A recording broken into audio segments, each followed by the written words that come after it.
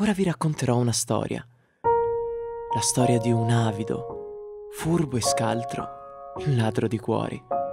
Ma attenzione perché so cosa state pensando. E proprio per questo ci tengo a precisare che questa non sarà una storia d'amore. E anzi, è più simile ad una tragedia. La nostra storia si svolge in una semplice stradina, famosa per essere piena zeppa di negozi e vetrine colorate. Insomma, una stradina non diversa da quelle che potrebbero esserci anche nella vostra città. Ogni giorno centinaia di persone si ritrovano a camminare su un marciapiede, vogliose di vestiti, oggetti e gioielli, cercando di comprare la loro felicità.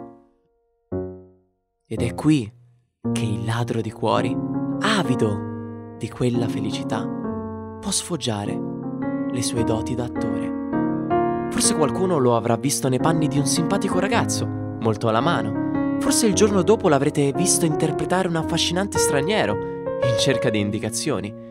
E neanche il tempo di riconoscerlo che già non è più lui, improvvisandosi un artista in cerca di ispirazione. Charme, abilità nel parlare e nell'affascinare. Sono queste le sue armi, le armi di un ladro in piena regola. Inganna le sue vittime, le costringe a fidarsi, ad aprirsi, a mostrare il sentimento al loro più caro, fino a quasi a fare in modo che loro stesse arrivino a suggerire al ladro che hanno davanti: rubamelo. Centinaia, o forse no, migliaia, erano i cuori che era riuscito a collezionare. Fino al giorno in cui una strana ragazza che serviva in un semplice bar di quella stradina, per la prima volta non lo mise in difficoltà. Quel giorno il nostro ladro di cuori era un avvocato, famoso e ad un passo dal successo. Si avvicinò al tavolo del bar, ordinò un tè con una goccia di latte e quando vide la ragazza arrivare, provò, come suo solito, a rubargli il cuore. Ma non ci riuscì, anzi, la ragazza era stranamente tenace, non gli permise neanche di vederlo. E così lei se ne andò e mortificato e affranto, al nostro povero ladro si spezzò uno dei tanti cuori raccolti nella sua collezione. Ma non poteva darsi per vinto, lui voleva, anzi doveva conquistare quella ragazza. Così, giorno dopo giorno, con vestiti, identità e caratteri sempre diversi, andò in quel bar, ordinando il solito tè con una goccia di latte. Ma nulla da fare. Per ogni volta che ci provava, lei lo rifiutava. E per ogni rifiuto, un cuore si spezzava. E poco a poco, il dolore del ladro cresceva. Passarono le settimane e il ladro aveva quasi la sensazione che nonostante i travestimenti la ragazza riuscisse in qualche modo a riconoscerlo, come se ci fosse qualcosa che li legasse. Poi passarono i mesi e a poco la sicurezza e lo charme del ladro diminuirono insieme ai suoi cuori, arrivando al punto di non poter neanche pensare a lei senza che se ne spezzasse uno, e poi un altro, e un altro, e un altro ancora, fino a che un giorno il ladro smise di presentarsi.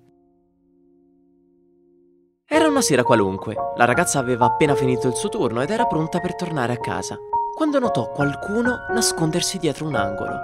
Avendo un carattere molto deciso, urlò alla misteriosa figura di uscire allo scoperto. E sentendo quelle parole, piano piano, un ragazzo si mostrò. Timido ed imbarazzato, non riusciva neanche a guardarla negli occhi. Di certo non sembrava, ma lei lo riconobbe subito.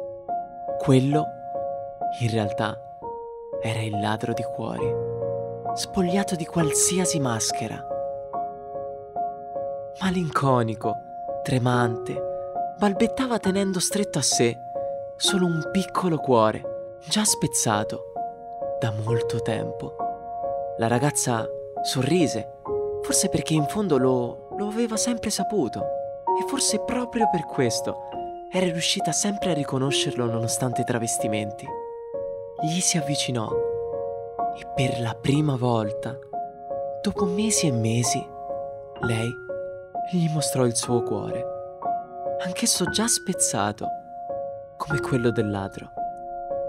«Ti andrebbe di accompagnarmi a casa?»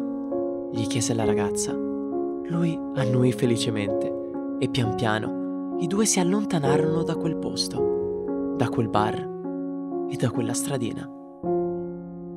Ma attenzione, come ho già detto, questa può sembrare, ma non è una storia d'amore. E anzi, è più simile ad una tragedia. Perché quella sera il nostro avido, furbo e scaltro ladro di cuori morì e nessuno ne sentì mai più parlare.